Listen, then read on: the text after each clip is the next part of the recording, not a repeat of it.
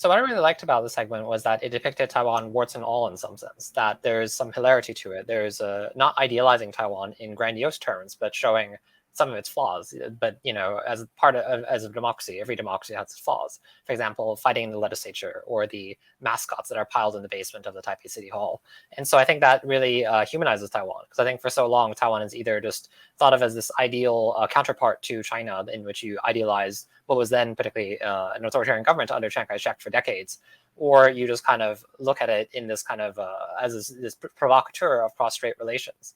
And so I think that was quite strong. And I think that centering Taiwanese voices was also something that it did really well, because of the fact that recently you would have a program like Democracy Now!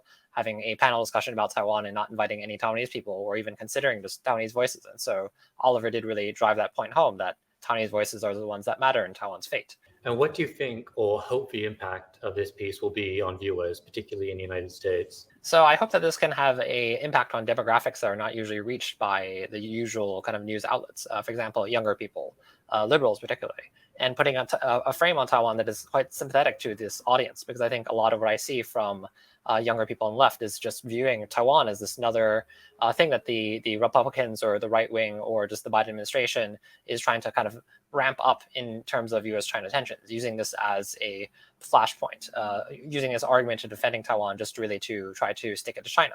And so actually, I think addressing this audience, it is quite useful. And I think a lot of what I've seen from even kind of further left publications, I mean, I mentioned Democracy Now! Just now, that was not too heartening. And so I think that's what I think is good about it. And I think also just having a less serious take on things, because oftentimes this talk of just cross-strait strengthens, of Beijing's reactions, etc., it just seems like the situation is so serious, but that forgets the realities of life on the ground in Taiwan, in which people are just going about their everyday lives, and in which the perspectives of Taiwanese people are not always preoccupied with this cross-strait issues.